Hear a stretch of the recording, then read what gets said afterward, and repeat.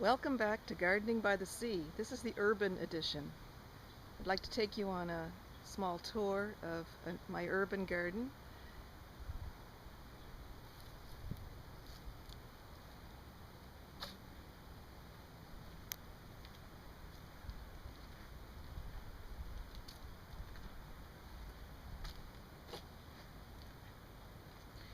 I'd like to utilize as much property as possible for the production of food.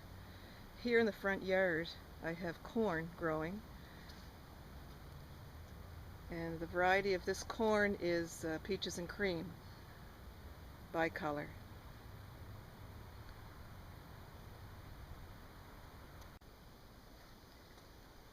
We have 3 raised beds on the side of the backyard.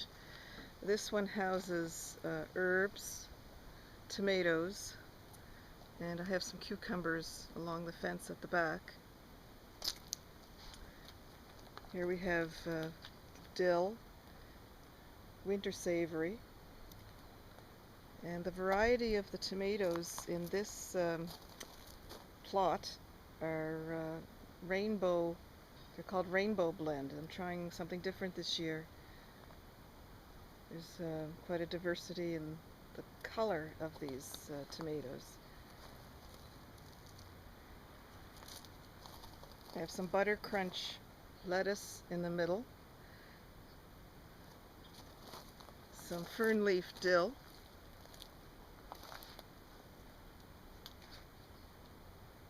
I have a zucchini at the back here, and that's the only summer squash I'm growing this year, along with the cucumber.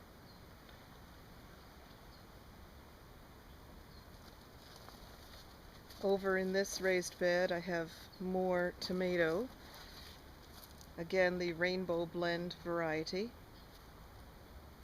I have some beans. I have peas.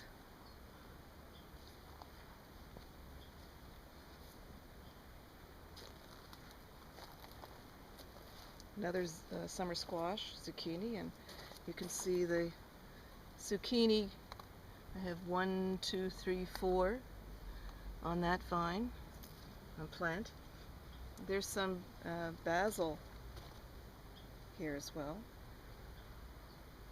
There's three basil plants.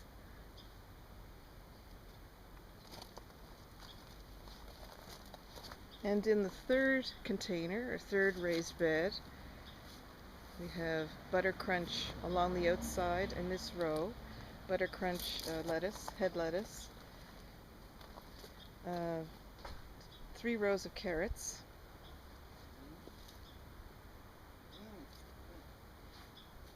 and 2 rows of beets.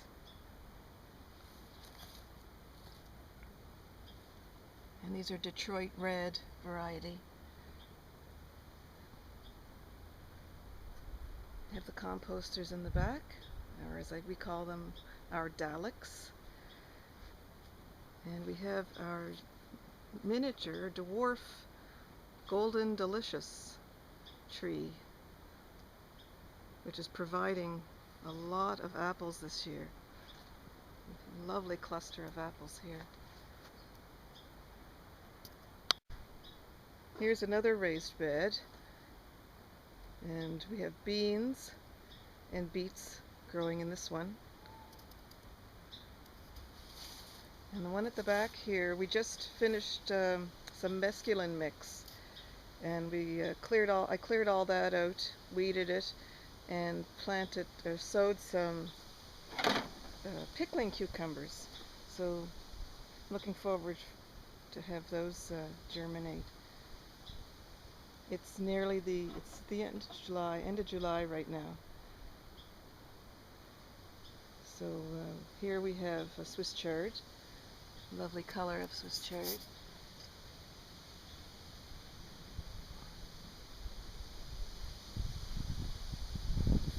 And at the back of this raised bed there are more tomatoes.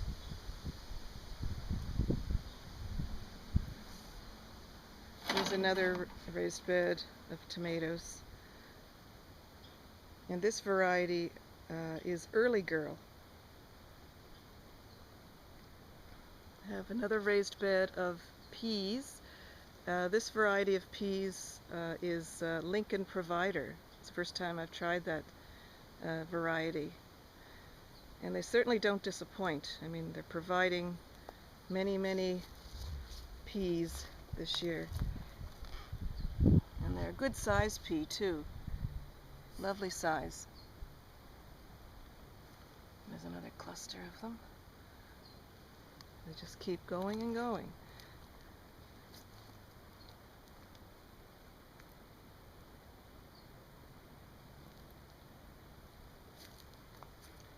And in the middle of the garden, the backyard, we have gooseberries, and those are ready to pick. Beautiful color. Hi, Lucky. Beautiful color. There they are. And they're just hanging on the vine, hanging on the branches. And in a small fenced-in garden, I have romaine lettuce, rutabaga, and leaf lettuce.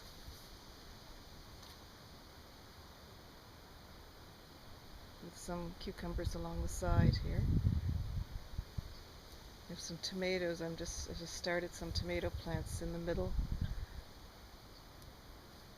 And that's the fenced-in garden. And along the side of the garden, the fenced garden, we have red currants, and they're just beautiful this year. Lovely red jewels. And those are ready to harvest.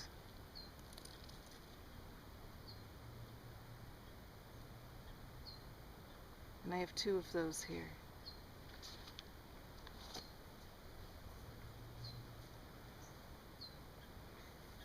Over here we have a mulberry tree. That provides lots of mulberries every year. There's the fruit ripening. It turns a lovely dark purple color. Getting close there. And that'll turn dark purple, and it'll be ready to harvest in August.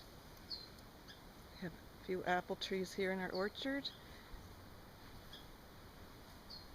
In our urban orchard. And we have our beautiful elderberry tree. The flowers have just passed. Eldermore has produced her beautiful lace clothes, and now flowers are dropping to form the elderberry. And we'll be able to make some elderberry tinctures out of those. We made some lovely elderberry champagne from the flowers, the elderflower. It's a lovely, lovely flower.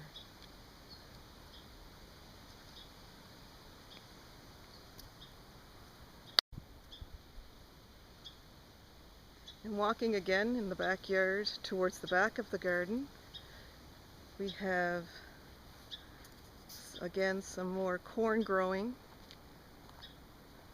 and that's the peaches and cream bicolor variety.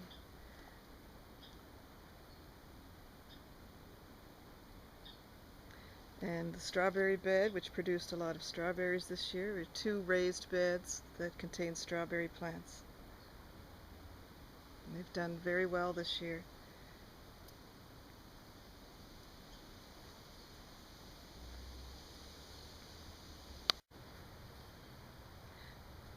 Here we have bee balm. This variety is Cambridge Scarlet, one of my favorites because of the intense red color, ruby red. Alongside it there's catmint, and across from that we have a nice clump of lavender. Iris are past blooming now, and they're forming their seed heads. And this is one of my favorite perennials called Echinops because of its otherworldly appearance. It's really a beautiful, beautiful perennial. Forms these lovely flowers. And there's a bee. Glad to see the bees in the garden. There's a bee on top of one of the flowers. That's a nice sight. We need all the pollinators we can get. Here's yarrow.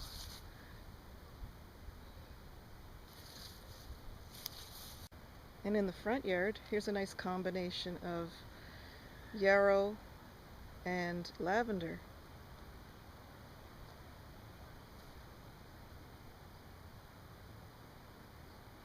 I think they go rather well together. They like nice silver color of the foliage of the yarrow, and that beautiful yellow.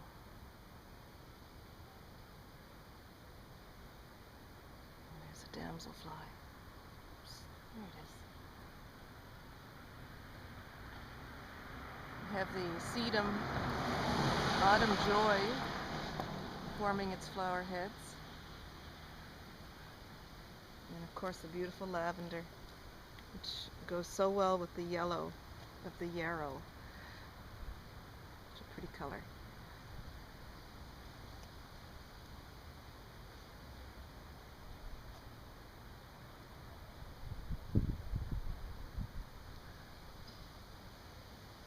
And across from that is lemon balm. Just love the smell of the lemon balm. And in front of the lemon balm there is lamb's ears. Lovely, again, the lovely silver foliage produces a nice color contrast in the garden.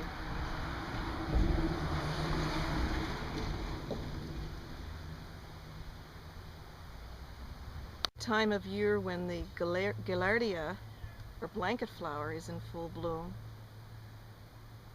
One of my favorite perennials, again. And we have yellow loosestrife and delphinium. Also in the front garden, we're growing a lovely batch of rhubarb. And we're using one side of the front garden, close to the foundation, for a rhubarb patch. And take a look at this. It's teasel, also dipsacus. And it's a beautiful plant. It grows about 5 feet tall. It was once used, the heads, the cones were once used to card wool in the early colonial days of America. They form a lovely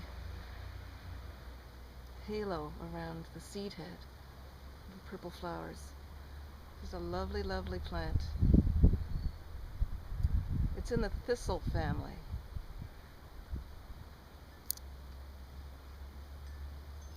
So that's the tour of my urban garden, and I'll give you another update in August. But until then, happy gardening.